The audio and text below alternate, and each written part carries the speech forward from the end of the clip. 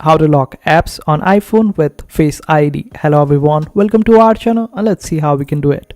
For this, just simply tap and hold any particular application that you want to lock. Suppose I want to lock X. For that, I will just tap and hold on X. I will get all these options. If I hold longer, then the interface will be different. So just tap and hold until this particular option appears. Now here you get this particular option, require Face ID. Simply click on it. Now select the option of require Face ID. If you also want to hide this particular application, simply select the option of hide and require Face ID. But if it is hidden, then you would be able to see this particular option over here.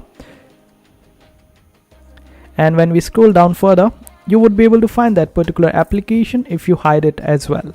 So this is how you would be able to hide any application using Face ID. But make sure that you update your iOS before getting this particular option. I hope this video was helpful. Make sure to hit that like button and also subscribe to our channel for more helpful videos.